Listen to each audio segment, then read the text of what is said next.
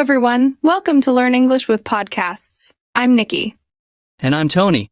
Today we have an exciting topic to talk about. What are we discussing today, Nikki? Today, we're talking about means of transportation, their advantages and disadvantages, how to get around in different cities, and sharing some of our own experiences. Yes. And we'll also hear some stories from our guests about their experiences with transportation. But first, let's talk about our own experiences. Nikki, what's your favorite way to get around? Oh, that's a tough one. I think my favorite is taking the train. It's fast, comfortable, and I love looking out the window at the scenery. What about you, Tony? For me, it's definitely biking. I love the freedom and the exercise. Plus, you don't have to worry about traffic jams. But, biking has its downsides too. Like when it rains, it's not so fun. Oh, yes, that's true. I remember once I got caught in a rainstorm while biking. I was soaked. I can imagine. Speaking of downsides, taking the train can also have its problems. One time my train was delayed for 2 hours. It was so frustrating. Oh no, that sounds terrible. Delays are the worst. But every type of transportation has its pros and cons, right? Like, cars are very convenient and private, but you can get stuck in traffic for hours. Exactly. And buses are great because they're cheap and they go almost everywhere, but they can be crowded and slow. Yes. And airplanes are amazing for long distances. But they can be expensive, and sometimes you have to deal with lost luggage. I lost my bag once and it was a nightmare. Oh no, that's awful. But it's also amazing how we have so many options to get around. Like in some cities, you can even take a boat or a tram. Right. In some cities, people use scooters a lot too. They're so quick and easy to park. Yeah. And they look like so much fun. So, we've talked a bit about our experiences in different types of transportation. Now, we're going to hear some stories from our guests. Yes. We'll have guests sharing their own experiences with different means of transportation. They'll tell us about their adventures. And we'll ask them some questions to learn more. And we'll also learn some new words and phrases along the way. So, let's get started. Our first guest is going to share their story with us.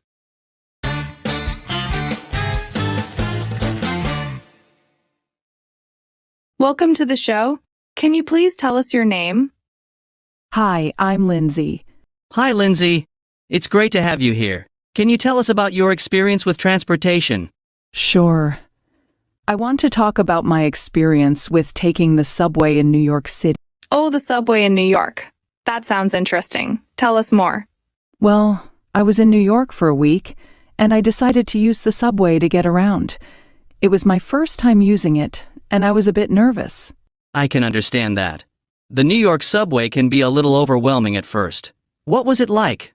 It was very busy, especially during rush hour, but it was also very convenient because it goes everywhere in the city. I got lost a couple of times, but people were very helpful. That's good to hear. Did you have any interesting experiences? Yes. One day I was on the subway, and there was a musician playing the guitar and singing. It was so nice to listen to live music while traveling. That sounds wonderful.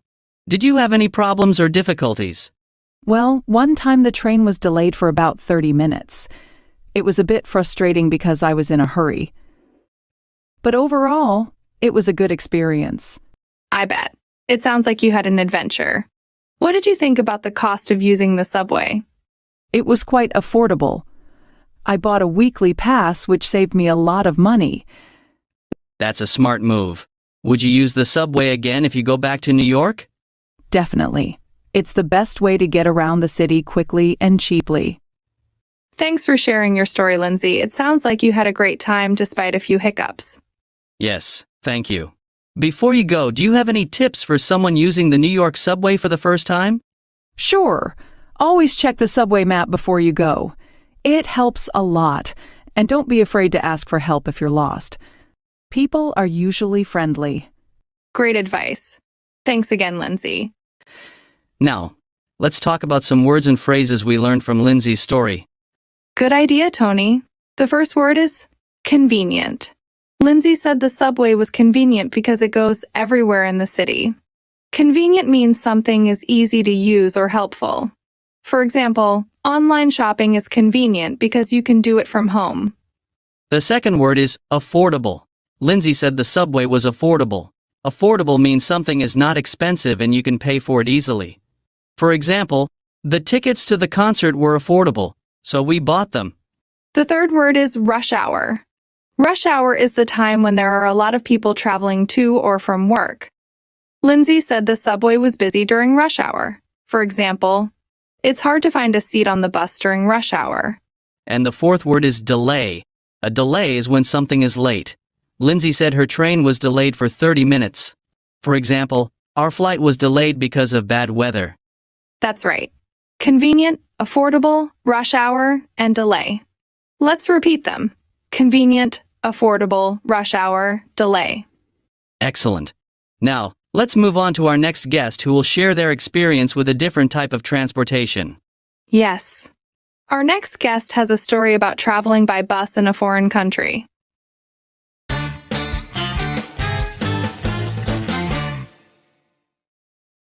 Welcome to the show. Can you please tell us your name? Hi, I'm Kevin. Hi, Kevin. We're excited to hear your story. Can you tell us about your experience with transportation? Sure, I'd like to share my experience with taking the bus in Japan. It was my first time visiting Japan, and I decided to explore the city of Kyoto by bus. Oh, Kyoto. That's such a beautiful city. How was it using the bus there? It was interesting. The buses in Kyoto are very punctual and clean. The only challenge was the language barrier, but there were English signs and announcements, which helped a lot. That's good to know. Did you find it easy to understand the bus routes and schedules?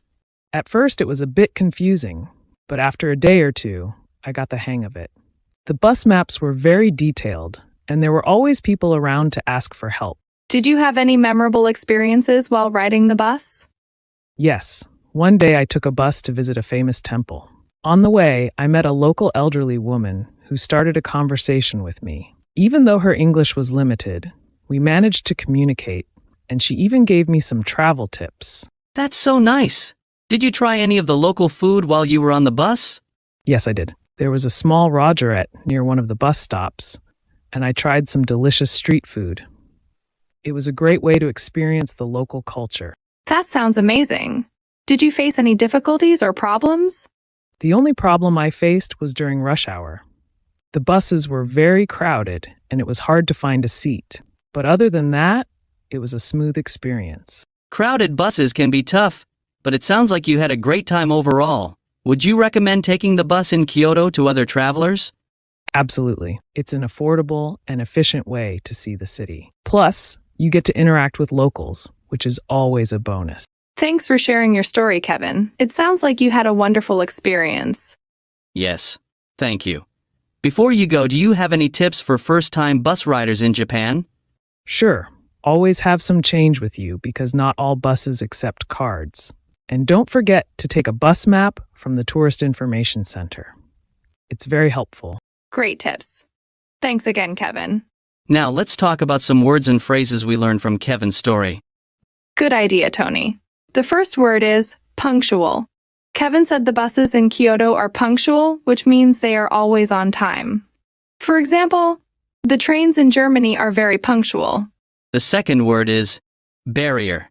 Kevin mentioned the language barrier, which means a difficulty in communication due to different languages. For example, when traveling abroad, a language barrier can make things challenging. The third word is temple. Kevin visited a temple, which is a place of worship.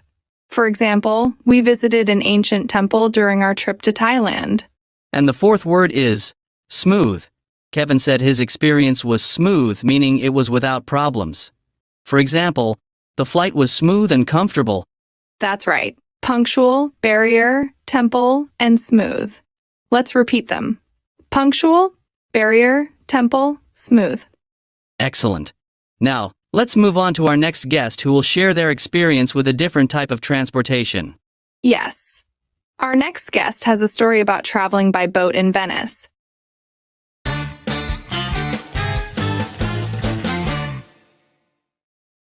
Welcome to the show. Can you please tell us your name?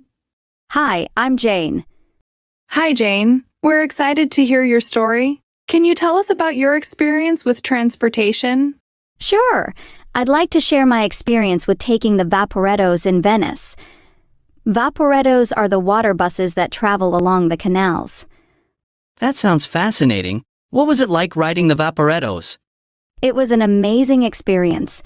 The vaporettos are very convenient for getting around Venice, and you get to enjoy beautiful views of the city from the water. That sounds wonderful. Did you have any memorable moments? Yes. One day I took a vaporetto to visit Murano Island, which is famous for its glassmaking. On the way, I met a local artist who showed me some of his glasswork. It was incredible to see the craftsmanship up close. Wow, that must have been amazing. Did you have any challenges or difficulties? The only challenge was the crowded boats during peak tourist times. Sometimes it was hard to find a place to sit. But overall, it was a fantastic way to see the city. Did you try any local food while you were there? Yes, I did. Near the Rialto Ragorette, I tried some fresh seafood. It was delicious, and the Ragorette itself was so vibrant and full of life. That sounds fantastic.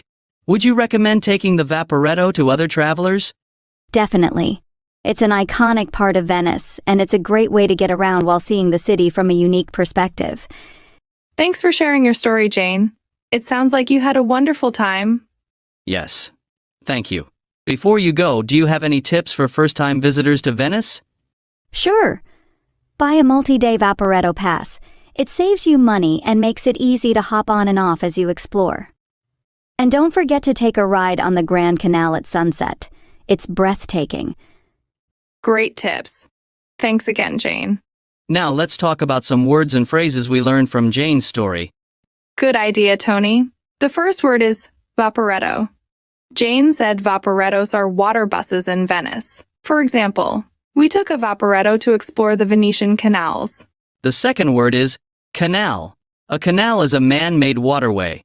Jane mentioned traveling along the canals of Venice. For example, the canal in Venice is famous for its beauty. The third word is craftsmanship. Jane talked about the craftsmanship of the glass artist. Craftsmanship means skill in a particular craft. For example, the craftsmanship of the handmade jewelry was impressive. And the fourth word is iconic. Jane said taking the vaporetto is an iconic part of Venice. Iconic means something that is very famous and represents a place or thing.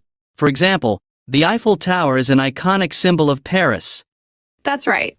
Vaporetto, canal, craftsmanship, and iconic. Let's repeat them. Vaporetto, canal, craftsmanship, iconic.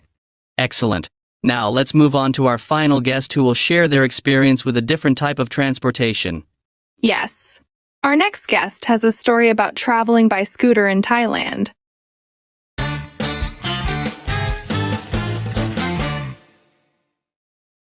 Hi, I'm Roger. Hi, Roger. We're excited to hear your story. Can you tell us about your experience with transportation? Sure. I'd like to share my experience with riding a scooter in Thailand. It was my first time using a scooter, and it was quite an adventure. Riding a scooter in Thailand sounds like a lot of fun. What was it like? It was thrilling and a bit scary at first.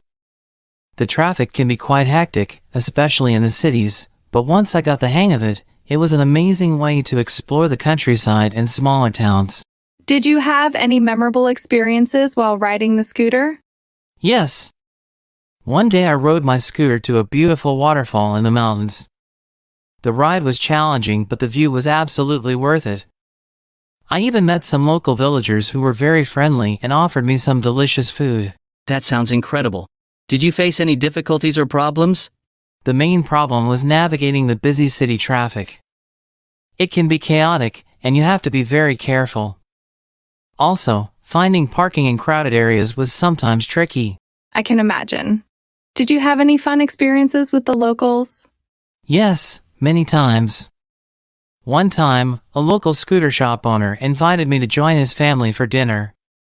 It was such a warm and welcoming experience. We had a great time talking and sharing stories. That sounds fantastic. Would you recommend renting a scooter to other travelers in Thailand? Definitely. It's a great way to see the country and go off the beaten path. Just make sure to wear a helmet and drive safely. Thanks for sharing your story, Roger. It sounds like you had an amazing adventure. Yes. Thank you. Before you go, do you have any tips for first-time scooter riders in Thailand? Sure. Always check the condition of the scooter before you rent it. Make sure you have a good map or GPS, and always carry some water with you. It can get very hot. Great tips. Thanks again, Roger. Now, let's talk about some words and phrases we learned from Roger's story. Good idea, Tony. The first word is scooter. Roger said he rode a scooter in Thailand. For example, we rented a scooter to explore the island. The second word is hectic. Hectic means very busy and full of activity. Roger mentioned the traffic was hectic. For example, the Rodret was hectic with people buying and selling goods. The third word is navigate. Navigate means to find your way, especially in a vehicle. Roger talked about navigating the busy city traffic. For example, she used a map to navigate through the unfamiliar city. And the fourth word is countryside. The countryside is an area outside of cities and towns. Roger enjoyed exploring the countryside. For example, they took a trip to the countryside to enjoy the peaceful scenery. That's right. Scooter, hectic, navigate, and countryside. Let's repeat them. Scooter, hectic, navigate, countryside. Excellent. Now, let's wrap up our discussion about means of transportation. Yes, we've heard some amazing stories and learned a lot today. But before we end the show, we have a few more things to talk about. Right, Nikki. We've discussed different means of transportation, heard some incredible experiences, and learned some new vocabulary. But let's quickly summarize what we've covered. Sure. We talked about trains, bikes, buses, subways, boats, and scooters. Each one has its own advantages and disadvantages. Exactly. For example, trains are fast and comfortable, but delays can be frustrating. Bikes are great for exercise and freedom, but not so much in bad weather. Buses are affordable and go almost everywhere, but they can be crowded and slow. Subways are convenient, especially in big cities, but can be confusing for first-timers. Boats like Vaporettos in Venice offer unique views and experiences, but can be crowded during peak times. And scooters are great for exploring and flexibility, but require careful navigation in busy areas. We also learned some useful tips from our guests, like checking maps before using the subway, having change for buses, buying multi-day passes for Vaporettos, and wearing helmets while riding scooters. And let's not forget the new words and phrases we learned. Convenient, affordable, rush hour, delay, punctual, barrier, temple, smooth, Vaporetto, canal, craftsmanship, iconic scooter, hectic, navigate, and countryside. Yes. It's important to practice these words and try to use them in your daily conversations. The more you practice, the better you get. That's right, Nikki. And speaking of practice, we encourage all our listeners to keep practicing their English every day. Yes. Listen to our podcast regularly and don't forget to practice speaking and writing in English. And if you enjoyed today's episode, please subscribe to our podcast. Give us a like and share it with your friends. We'd love to hear your thoughts and suggestions. Leave us a comment or send us a message. Your feedback helps us improve and bring you better content. Thank you all for joining us today. We hope you enjoyed the stories and learned something new. Yes. Thank you. We'll be back with another exciting topic soon. Until then, keep practicing your English and exploring the world around you. Take care, everyone.